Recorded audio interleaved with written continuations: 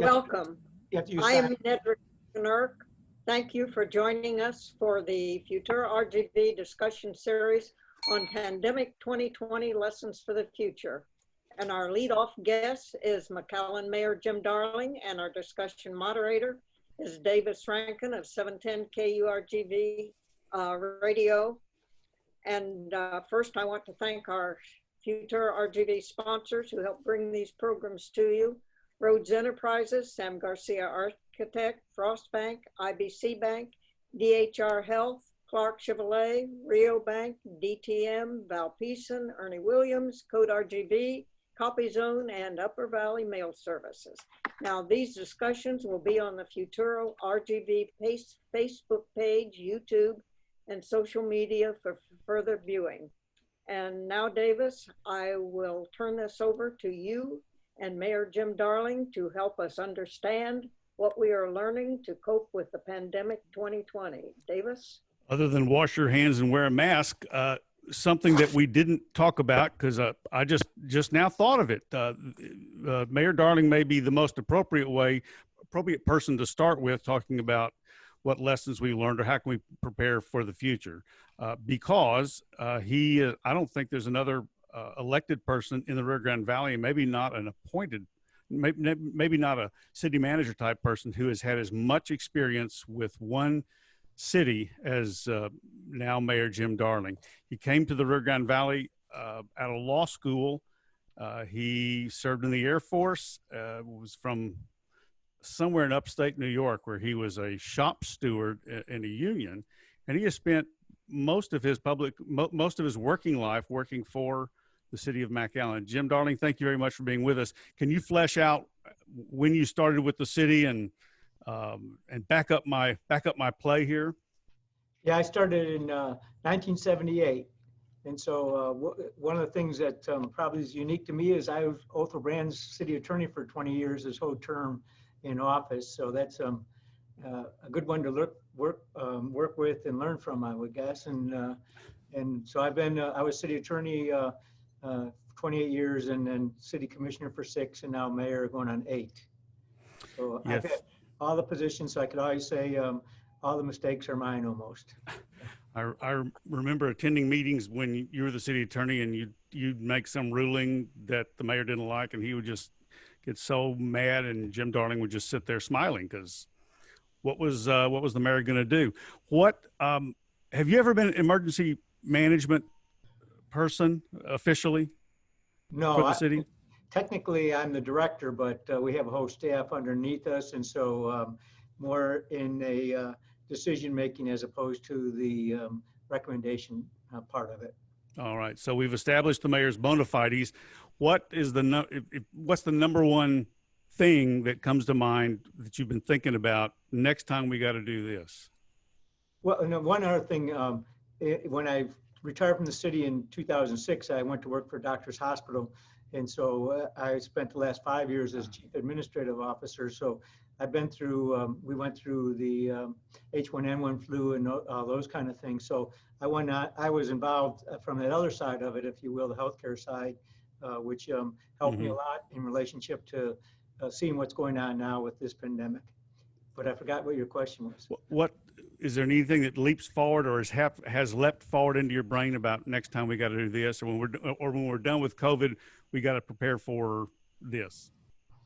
Yeah, I think as the population grows and the population becomes more together, we don't have rural populations anymore. I think we're going to see these kind of pandemic situations happen more and more. If you go to cities around the world, you have people living in 40, 50-story apartment buildings, clustered millions of people literally within square miles. And so I think it's something that we need to watch out for. And with international travel, it travels fast as speed as the airplanes. And I think that's different too. We have a lot more international travel. Our trade is international, and we're in this as a world, not as a country. And I think that's one of the things we really need to pay closer attention to. Up until now, I don't know how much talk there has been or work has been done to bring health care to people who don't have insurance. This is not a question about should we have universal health care, any of that kind of stuff. But the people who don't get routine health care for whatever reason then become perhaps carriers of a disease. Have you thought about how to work that angle? Well, it came to light the other day. I was doing PSAs about not going to the hospital if you have it, because the hospitals are getting, hundreds of people in the emergency room, not the safest place to be for anybody, and waiting for hours for treatment. And so the PSA, whoever wrote it, said, go see your local provider before you go to the hospital, and about 3 times. And I thought, well, this is kind of a silly PSA, because about 70% or 60% of our people don't have a primary health care provider. Their primary goal is to the emergency room. And so I thought, well, this lights up. Here we are advising people, and whoever wants, it's not a good PSA to do, because it doesn't give people alternatives. And I think that's a problem right now is we don't have enough primary care people. We don't have enough people that have insurance. Even if they wanted to go to a primary care person could. And then the nonprofits they go begging, if you will. And so there's not enough money in the nonprofits. So then you have what you have. I mean, you have a disease that's spreading much quicker than would be normal if you had people that had regular health care. It makes an argument. I mean, you could make an argument for the extension of health care, but we'll leave that.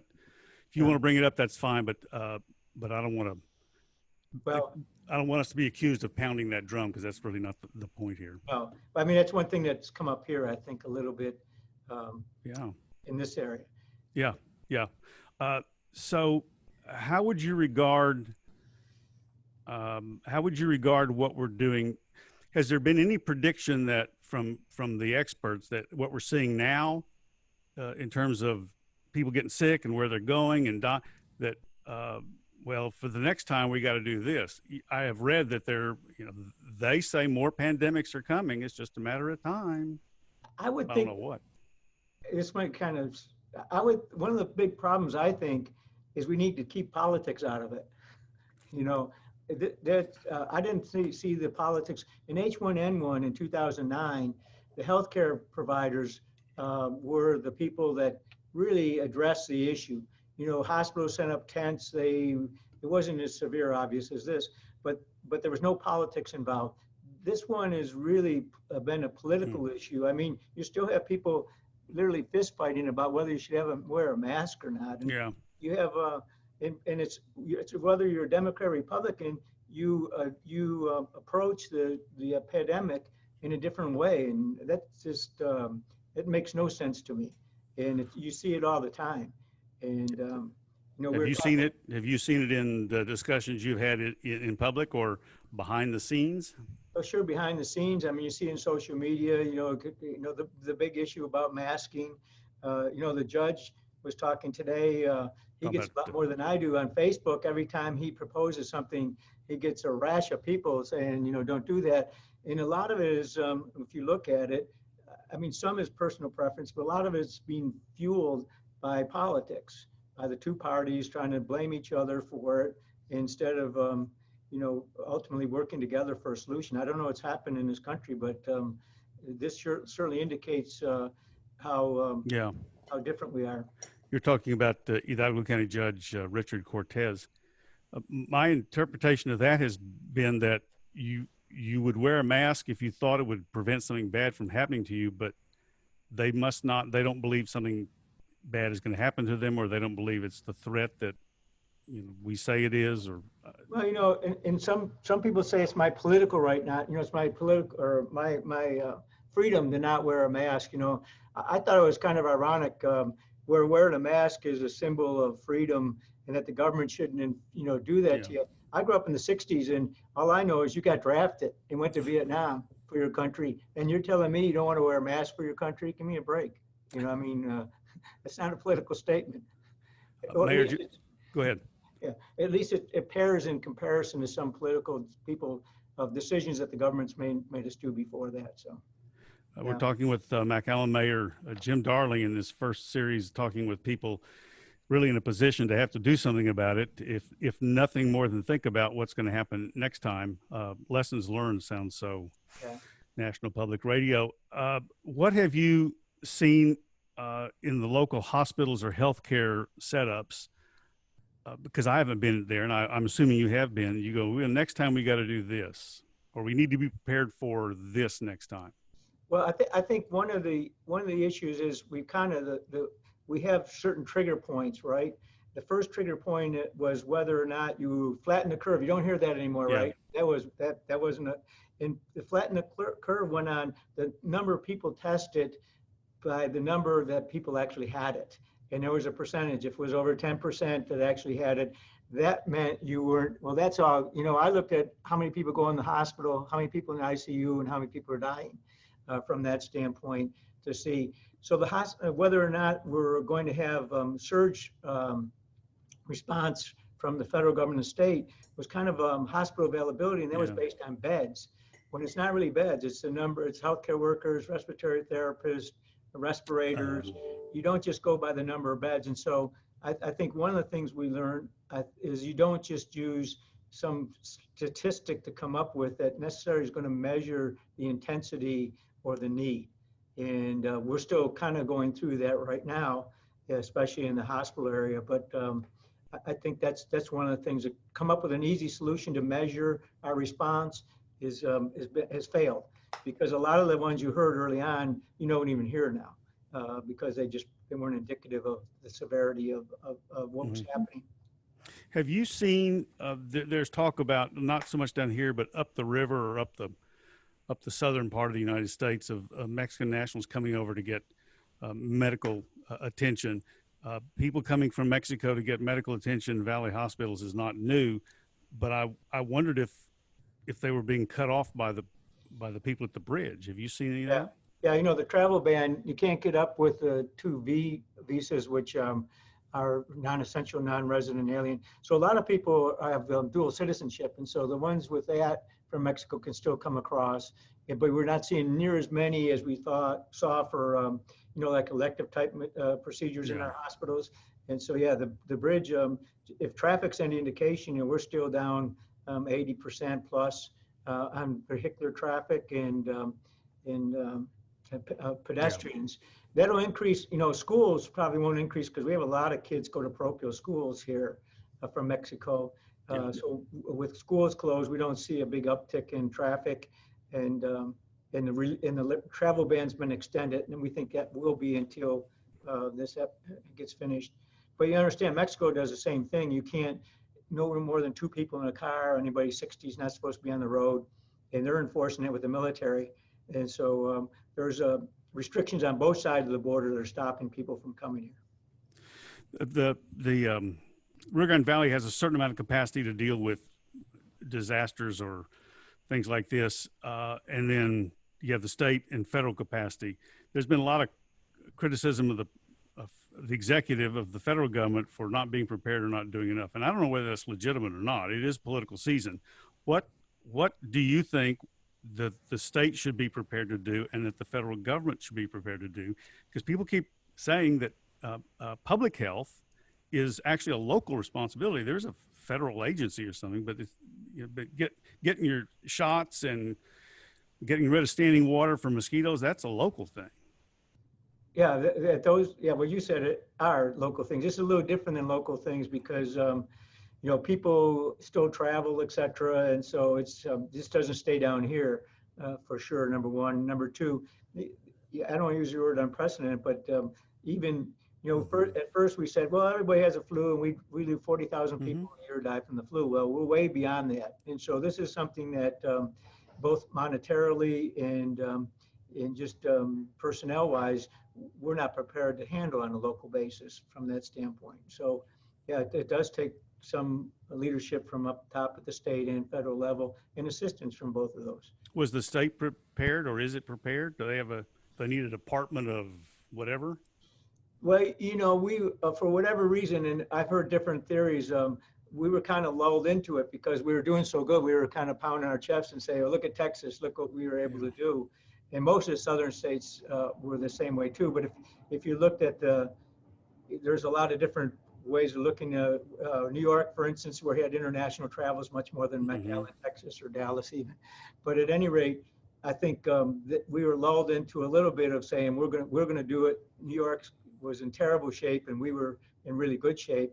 We even felt the same way in Hidalgo County. Our numbers compared to the rest of the state, large urban areas, were very good. And I think we're still a little bit better, but we weren't prepared. I think when it first started, we thought what we were doing was keeping it under control, and we found out that it wasn't. I think opening it up had a lot to do with it, but I also think we're seeing a lot of it now where it's home environment that's causing it. Yeah. And it's people having pachangas. Yeah. And, you know, funerals, people have funerals, the family comes in from all over the state, and they desperately want to get together. And that's not the best thing to do in health, from a health standpoint. Does the city of McAllen or the mayor, or does people have the authority, legal authority, to stop that? Send a cop over if you know about it and tell them, no, you got to break it up. Well, that's one of the, well, there's two issues on that. Right now, we're dealing with, number one is contact tracing. So the idea is once you know somebody is positive, you get all the people, you interview them, everybody you talked to or had contact with. Now you notify them and they can be contact traced and quarantined. The problem with that is a little bit of the problem. First off is the testing takes so long. Yeah. By the time the test results come back, it could be 2 weeks. By the time, because the county is so overwhelmed with the number of cases, it would take maybe another week to get that notification out to the original person, and then you got to do contact tracing. Well, by that time, it's all corrupted data, right? And then the second point is you can't arrest anybody. You could issue orders, which we do, you know, through the district attorney and the health authority. We issue quarantine orders, but you can't arrest anybody for a violation of it. And so we were talking about, well, maybe we can find people, but you know, McAllen, we have almost 1,000 people under contract orders. How do you know when they leave their house? You have to station a police officer outside their house every day, or how do you control that, right? What are contract orders? It's Okay. Quarantine, yeah. Okay. You're in a quarantine because you tested positive and or you had contact with person who's positive. So the numbers are, you know, we have 200 police officers. We can't put one outside everybody's house to see if they leave. And then if they do, you can't really arrest them. And we're talking about, well, maybe if we hold a $100 fine over their head, we'll do that. But it's just, I think it goes back down to a lot of basic things is everybody's got to be responsible. You're on a familiar basis, you're responsible if your grandma or grandpa gets it. You're responsible for bringing in the house if you leave the house. You know, you're responsible in a social setting or a store to wear a mask and avoid social and go with social distancing. Yeah. Because as a government, we talk about it. We had it could be still going on. Our discussion today centered on that. How do we get the test back further? How do we issue the orders? And then how do you enforce them? That's a daunting process, and it has an easy solution. People need to be common sense and also be good citizens. That's the solution to all this. Getting tests back, I've been told, is a function of the laboratory. And obviously that's a function of how many tests they have to work through. But if tests are the key, and I don't know anybody would disagree, how do you provide for the next time so you can get the results back when they're useful? Look what they're doing over at the Bert Ogden Center. 5,000 a day. They're coming down. So 20%, 10% are positive. Mm-hmm.